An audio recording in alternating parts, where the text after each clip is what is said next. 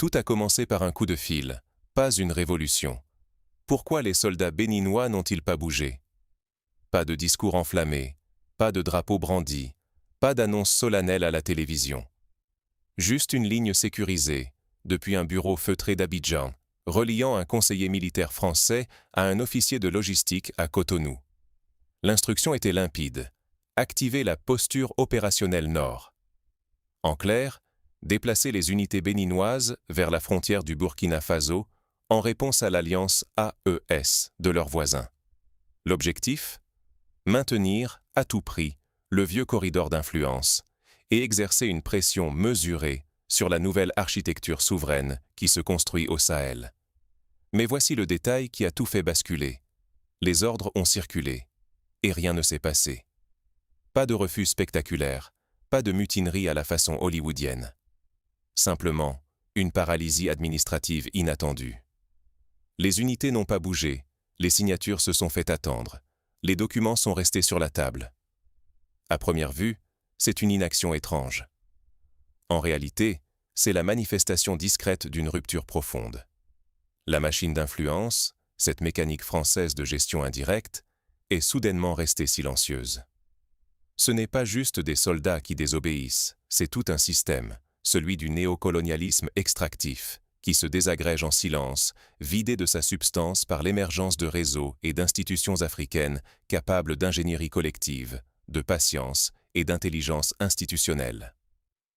Le récit dominant aime parler de héros solitaires, de soulèvements spectaculaires. Mais ici, la vraie révolution n'est pas visible à l'œil nu. Elle s'opère dans les interstices, dans la capacité à rendre caducs les anciens leviers de contrôle, à couper le courant sur l'ensemble du tableau de bord. Et ce qui se joue est immense. La souveraineté sur la sécurité, sur les ressources, sur la mémoire et sur la capacité à décider de son propre destin. Ce n'est pas seulement le sort du Bénin ou d'un groupe d'officiers qui se décide, mais celui de toute une région, à la croisée des chemins entre dépendance prolongée et reconquête historique. Pour comprendre ce silence, il faut retourner à la source, à l'architecture réelle du Bénin dans le système France-Afrique. Pas celle des manuels officiels, mais celle du câblage invisible, logistique, financier et militaire. C'est là que tout commence. Derrière les cartes postales et la Constitution, le Bénin, maillon logistique d'un réseau d'extraction. Voilà la réalité que peu de discours officiels osent nommer. Si on regarde la carte de l'Afrique de l'Ouest, le Bénin n'est pas seulement un petit pays côtier tranquille. Il a été conçu, modelé, pour servir de charnière entre l'intérieur riche en ressources, l'uranium du Niger, le coton du Burkina Faso et l'océan Atlantique, porte d'exportation vers l'Europe. Le port de Cotonou, ce n'est pas juste un poumon économique national, c'est littéralement le robinet par lequel transitent les richesses extraites au Sahel, avant d'être transformées en actifs monnayables dans les circuits occidentaux. Routes, rails, infrastructures douanières, tout a été développé pour une seule mission. Garantir que rien ne vienne enrayer la circulation des matières premières des anciennes colonies vers la métropole et ses alliés. C'est pourquoi, depuis des décennies, la France et ses partenaires occidentaux gardent un œil obsessionnel sur la stabilité de cette chaîne logistique. Les interventions militaires, la coopération policière, les fameux programmes de formation des douaniers et des militaires, tout cela n'a jamais visé d'abord l'humanitaire ou le développement local. Ce qui compte, c'est la fluidité. Que l'uranium nigérien, le coton burkinabé, les flux de marchandises et d'argent puissent toujours filer, sans accroc, jusqu'au port de Cotonou. Le Bénin n'a pas été choisi au hasard. C'est le dernier verrou de cette architecture France-Afrique, le point terminal où la richesse devient exportable, échangeable, contrôlable. Mais voilà, en 2023, le scénario a basculé. Le Burkina Faso et le Niger, longtemps considérés comme des maillons dociles, ont rompu avec la tutelle sécuritaire et économique française. Ils ont expulsé les conseillers militaires occidentaux, renégocié ou gelé les contrats miniers, redéfini leur réseau logistique. Résultat? Le Bénin s'est retrouvé isolé, littéralement à l'extrémité d'une chaîne attachée à rien. Une porte d'entrée, oui, mais sans corridor fonctionnel derrière. Le port de Cotonou, si stratégique hier, s'est transformé en cul-de-sac logistique. l'édifice laborieusement construit depuis des décennies, avec ses flux et ses privilèges, menace de s'effondrer d'un coup. Pour Paris, pour Bruxelles, la perte de ce petit maillon, c'est bien plus qu'une question de prestige. C'est une menace directe sur la rente, sur l'influence, sur la capacité à dicter les règles du jeu en Afrique de l'Ouest. Si le Bénin échoue à maintenir son rôle de pivot logistique, c'est tout le modèle extractif qui s'écroule. Les pertes économiques seraient massives, mais surtout, le contrôle politique, la capacité à peser sur les décisions souveraines des États africains, serait remis en cause. Pour la France et ses alliés, ce n'est pas exagéré de dire que c'est le modèle même de la France-Afrique qui vacille au bord du précipice. Mais alors, face à cette menace existentielle, pourquoi la machine ne s'est-elle pas tout simplement relancée par la force militaire? Ce ne sont pas les idées qui arrêtent les ordres, ce sont les systèmes qui en neutralisent d'autres. Ce que l'on observe aujourd'hui au Bénin n'est pas le fruit d'un simple coup de tête ou d'une désobéissance isolée. C'est une paralysie organisée, un verrouillage subtil mais implacable du vieux système d'extraction piloté depuis Paris et Bruxelles. Et ce n'est pas par hasard.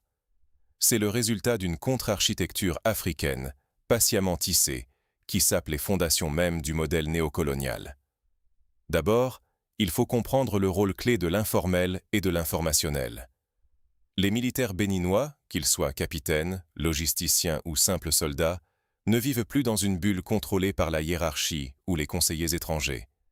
Ils sont aujourd'hui connectés par des réseaux tribaux, familiaux et surtout par la diaspora, qui circule entre Cotonou, Paris, Ouagadougou, Bamako ou Niamey. Par WhatsApp, Telegram, Signal, ils échangent des informations en temps réel, décryptent les mensonges officiels et accèdent à la réalité de ce qui se joue dans les pays de l'AES. Ce qui frappe, c'est que l'expulsion des conseillers français, belges, américains du Sahel n'a pas mené au chaos annoncé par tous les experts occidentaux. On prédisait que sans l'encadrement occidental, les armées du Mali, du Burkina, du Niger s'effondreraient. Qu'a-t-on observé? L'inverse. Efficacité accrue, incidents réduits, autonomie renforcée. Les cadres béninois le voient de leurs propres yeux, discutent avec leurs homologues par ces réseaux discrets et comprennent que les vieilles certitudes sont mortes. L'armée béninoise, elle aussi, est traversée par cette prise de conscience. Le commandement n'a plus le monopole de l'information. La base refuse d'avancer les yeux bandés. Ensuite, il y a le levier financier, peut-être le plus explosif. Depuis des années, les officiers moyens, capitaines, majors, logisticiens, voient de près comment fonctionne la machine France-Afrique. Le franc CFA, pas une monnaie, mais un instrument de contrôle. Les réserves étrangères déposées à Paris, pas une assurance, mais un gage de dépendance. Les contrats d'armement, de logistique, d'assistance technique, toujours signés au bénéfice des intérêts parisiens ou bruxellois, jamais pour renforcer la souveraineté de Cotonou. Récemment, une copie interne d'un audit financier a circulé dans les états-majors. Signature de contrats, flux d'argent, conditions de financement, tout pointe dans la même direction. Les officiers béninois découvrent noir sur blanc que le déploiement qui leur est demandé contre l'AES ne sert aucunement le Bénin, mais prolonge la chaîne d'extraction dont ils sont le dernier maillon. Que ce soit pour l'uranium nigérien, les minerais burkinabés ou les flux pétroliers, la valeur ajoutée file toujours vers le nord, jamais vers la souveraineté locale. Cette lucidité financière, partagée silencieusement de bureau en bureau, fait plus pour le sabotage du système que 1000 discours politiques. Mais c'est le troisième pivot qui achève de désarmer le modèle occidental. Le réarmement institutionnel militaire des pays de l'AES.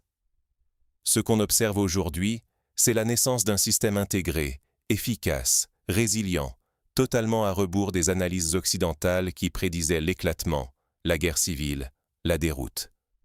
Le départ des forces françaises au Mali, on annonçait la fragmentation. Il y a eu la réorganisation. À Ouagadougou, même chose.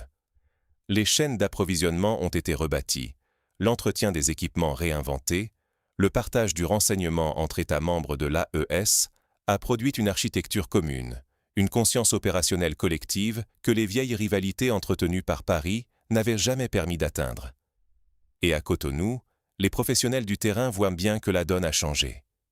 Les soldats, les logisticiens, les coordinateurs savent que tout engagement frontal contre ce nouveau bloc intégré n'est plus une opération gérable. La chaîne d'approvisionnement béninoise n'est pas prête, le renseignement non plus. Et surtout, la volonté politique n'habite plus ceux qui devraient exécuter ses ordres. L'inertie actuelle n'est pas un acte de rébellion politique. C'est le verdict d'un corps professionnel qui a compris, jusqu'aux détails techniques, que le jeu n'en vaut plus la chandelle. Ils refusent d'être les exécutants d'une opération conçue par d'autres, dont ils paieraient seuls les conséquences. Ce qu'il faut comprendre ici, c'est que la rupture ne se joue plus sur le terrain des grandes proclamations ou des coups de force individuels, mais dans une ingénierie collective, méthodique, qui rend simplement obsolète le vieux dispositif d'extraction. Tant que cette intelligence collective n'est pas neutralisée, le retour à l'efficacité du modèle colonial reste illusoire. Ce n'est pas une question d'idéologie ou de charisme, mais de systèmes qui se sont retournés contre l'ordre qui les tenait. Mais alors, au-delà du Bénin, que signifie cette rupture pour l'ensemble du système d'influence occidentale en Afrique de l'Ouest? C'est ce que nous allons explorer dans le prochain chapitre. Quand l'exception devient la règle, la souveraineté comme infrastructure, pas comme accident. Le vrai basculement, celui qui fait vaciller tous les schémas préexistants, c'est que la souveraineté au Bénin, et plus largement en Afrique de l'Ouest, n'est plus vécue comme un sursaut, une parenthèse héroïque ou une simple révolte militaire. Non, elle commence à s'écrire comme une infrastructure durable, pensée, construite et partagée. Ce n'est plus la figure du soldat qui refuse d'obéir, ou celle du chef charismatique qui s'oppose à une puissance étrangère, qui fait la différence. C'est tout un système alternatif qui s'installe, lentement mais sûrement, jusque dans les maillons les plus sensibles du dispositif néocolonial. Ce nouveau modèle fait exploser les repères occidentaux. Pendant des décennies, la France et ses alliés n'ont jamais réellement misé sur la force brute pour tenir la région. Les soldats, qu'ils soient locaux ou déployés dans les opérations extérieures, n'étaient que la vitrine visible d'une domination autrement plus subtile, celle des flux financiers, de l'endettement, du contrôle des marchés, de la logistique, de la monnaie. Le franc CFA, les contrats miniers verrouillés, les mécanismes d'endettement imposés par le FMI, les experts étrangers incrustés dans les ministères des Finances africains. Voilà où se trouvait le cœur du système. L'armée n'intervenait que pour garantir l'intouchabilité de cette architecture d'extraction. Mais tout cela, aujourd'hui, se fissure. Depuis 3 ans, on a vu le Niger remettre en cause les contrats d'uranium, le Burkina Faso s'attaquer aux accords miniers, le Mali repenser ses liens financiers hors du carcan du CFA. L'AES, cette alliance qui rassemble Mali, Burkina Faso et Niger, construit pierre après pierre une autre architecture. Chaînes logistiques indépendantes, circuits financiers affranchis, infrastructures d'intelligence collective, médias régionaux qui échappent à la fabrique du récit occidental. Rien n'est parfait. Tout est encore en chantier, mais l'essentiel est là. On ne cherche plus à renverser le système. On l'évite, on le contourne, on le remplace, méthodiquement. Et puis il y a le Bénin. Maillon côtier, pivot entre l'extraction et l'exportation, il était censé être le point d'appui ultime pour contrôler l'intérieur du continent. Or, ce qui se joue là, c'est la contagion structurelle du nouveau modèle. La paralysie militaire béninoise n'est pas une mutinerie classique. Ce n'est pas une explosion de violence ou un coup d'État. C'est une résistance tranquille, mais totale. Les soldats ne bougent plus, la population ne suit plus. Les procédures de contrôle qui fonctionnaient ailleurs sont en train de s'évaporer. Pour la première fois, le système occidental perd sa capacité à faire du Bénin, et de la région tout entière, une simple variable d'ajustement dans ses modèles d'analyse. Ce qu'il faut comprendre, c'est que ce type d'effondrement n'est pas réversible facilement. On n'a pas perdu un territoire ou une base militaire, on a perdu la prévisibilité. On ne peut plus modéliser le comportement politique africain comme avant, ni utiliser les forces armées locales comme des instruments dociles, ni même miser sur le maintien automatique de la dépendance financière. Cette imprévisibilité est la grande inconnue qui fait paniquer les stratèges occidentaux. Leur modèle anticipe les coups d'État, les guerres civiles, les sanctions ciblées, les manipulations électorales. Mais ils n'avaient pas prévu la montée silencieuse d'une mémoire institutionnelle, la capacité des États africains à comprendre, documenter et neutraliser les leviers d'extraction. À bâtir, dans l'ombre, une infrastructure de souveraineté. Et c'est là, sans doute, l'enjeu ultime de ce basculement. La préservation, ou au contraire la perte, d'une souveraineté réelle. La capacité, non seulement de maîtriser ses ressources et son économie, mais d'écrire son histoire, de définir soi-même sa place et ses priorités. À chaque fois qu'un maillon craque, c'est aussi une mémoire noire, une intelligence communautaire, un récit collectif qui se réveille et refuse de rejouer les cycles de dépendance. Alors, face à l'effondrement de l'ancien système, faut-il craindre le chaos ou voir naître autre chose? L'avenir est à ceux qui bâtissent des institutions, pas des statuts. Pendant des décennies, le récit africain de la résistance a été façonné par la figure du héros. Lumumba, Sankara, Nkrumah, Kadhafi. Des noms qui résonnent, des visages qui inspirent. Mais derrière cet éclat, une faiblesse fondamentale. La personnalisation de la souveraineté. Chaque fois, l'alternative reposait sur un individu, un esprit visionnaire, une voix qui dérangeait et qui, trop souvent, a fini réduite au silence. L'architecture de l'extraction occidentale avait compris la leçon. Pas besoin de détruire tout un mouvement quand il suffit d'éliminer son leader pour abattre tout l'édifice. Mais le Bénin, aujourd'hui, raconte une autre histoire. Ici, les soldats qui refusent d'obéir ne le font pas sous la bannière d'un chef charismatique ou d'un mot d'ordre héroïque. Ils agissent parce qu'ils ont mené, à leur manière, un audit informel du système, croisé les faits, partagé l'information dans des réseaux de confiance, accumulé des années d'expérience professionnelle. Leur résistance n'est pas un sursaut d'orgueil, c'est le fruit d'une intelligence collective. Et c'est là le vrai basculement. La résistance, désormais, n'est plus fragile ni éphémère. Elle devient structurelle, résiliente, diffuse. Ce n'est plus la ferveur d'un instant, mais la force tranquille d'institutions qui prennent racine. La nouvelle vague souverainiste africaine n'est pas portée par des slogans, mais par des mécanismes concrets. Partage d'informations entre États, états-majors conjoints qui distribuent le pouvoir de décision, dispositifs financiers alternatifs qui rendent la dépendance impossible à réinstaurer par la simple disparition d'un pilier. Même la mémoire, si longtemps effacée ou manipulée, devient institutionnelle, transmise, préservée. Les médias autonomes, comme celui que vous regardez, forment un écosystème qui protège la narration contre l'influence extérieure et qui, surtout, inscrit l'histoire dans la durée. C'est cela, l'ingénierie de la souveraineté.